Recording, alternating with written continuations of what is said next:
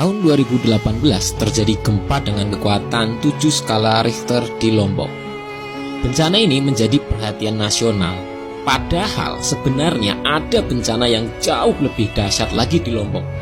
Dan itu terjadi ratusan tahun yang lalu dan tidak banyak orang yang tahu. Bencana tersebut tertulis dalam Daun Lontar Babat Lombok. Kejadian tersebut menjadi cerita turun-temurun dan sebagian masih menjadi misteri. Sampai akhirnya tahun 2013 misteri tersebut mulai terkuak. Adalah para ahli gunung api yang diketuai oleh Frank Levin melakukan penelitian di Greenland Kutub Utara dan juga Antartika Kutub Selatan. Faktanya adalah di dua kutub tersebut ditemukan debu sisa-sisa letusan gunung berapi. Padahal tidak ada gunung berapi satupun di daerah kutub.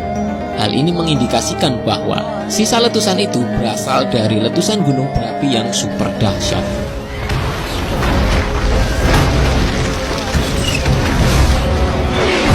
Pada mulanya ada 3 gunung yang menjadi tersangka dari letusan dahsyat tersebut, yaitu Okataina di Selandia Baru, El Chichon, Meksiko,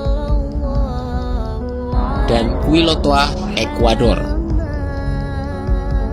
Namun setelah dilakukan uji penanggalan radiokarbon, letusan itu diperkirakan terjadi di tahun 1257 sampai 1258. Dan hasilnya, ketiga gunung tersebut bukanlah gunung yang memuntahkan debu vulkanik sejauh itu. Baru kemudian ketika para ahli tersebut meneliti tulisan pada Babat Lombok, terkuaklah fakta bahwa dulu ada sebuah gunung api besar bernama Samalas. Gunung tersebut ternyata bersebelahan dengan Rinjani dan meletus hebat. Dan sekarang hanya menyisakan sebuah kaldera besar selebar 6-7 km dengan nama Segara Anak.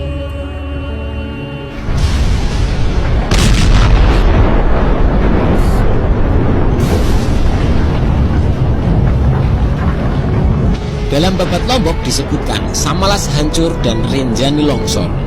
Oleh karenanya, orang sekarang hanya mengenal Rinjani tanpa tahu keberadaan Samalas. Apalagi peradaban Lombok waktu itu hampir musnah seluruhnya. Pamatan. Ini berarti dulunya perkampungan. Perkampungan yang ada di Daun Lontar disebutkan sebagai kampung Pamatan. Nah, ini tertutup oleh letusan setinggi ini. Sehingga hampir tidak ada saksi mata yang hidup untuk mengisahkan kejadian tersebut. Kini hanya jejak-jejak letusan yang menjadi bukti kedahsyatan letusan Samalas. Debu vulkanik yang terhambur bersama aliran piroklastik atau orang kita menyebutnya awan panas pedus gembel mengubur peradaban Lombok, yaitu Kerajaan Pamatan. Pada intinya, kedua babat tersebut menjelaskan terkait dengan Kerajaan Pamatan yang hancur setelah letusan Gunung Api Samalas tahun 1257. Tebing pantai ini adalah tumpukan debu vulkanik yang kini mulai membatu. Usia batuannya masih sangat muda. Kalau diperkirakan berapa umurnya? Kalau Rinjani kan abad 13, jadi ya kira-kira 700 tahun.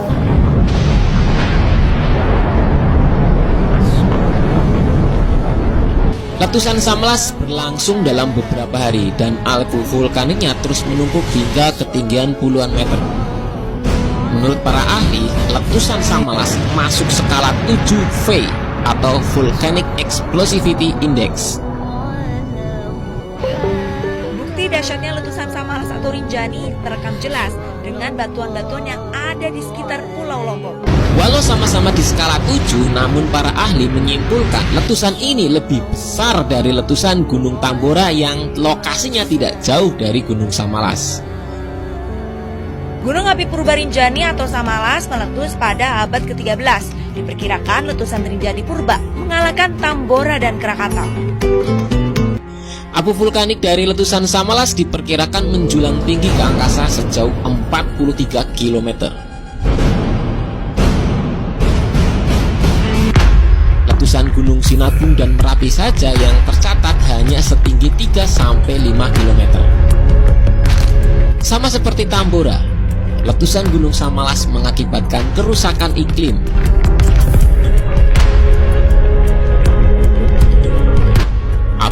vulkanik ini menyebar ke seluruh penjuru dunia. Di Eropa, abu vulkanik ini menutup sinar matahari yang mengakibatkan suhu turun drastis. Tahun-tahun berikutnya dari kejadian ini, Eropa dilanda wabah kelaparan diakibatkan gagal panen di mana-mana. Bahkan tahun tersebut dikenal dengan zaman es kecil. Kejadian ini diperkuat dari para arkeolog Inggris dengan penemuannya berupa ribuan kerangka manusia dalam kuburan massal di London. Kini, Samalas mulai bangkit kembali. Ialah Gunung Barujari yang tumbuh di tengah-tengah jejak kaldera Samalas. Gunung ini sudah terlihat lebih aktif ketimbang saudara tuanya yaitu Rinjani.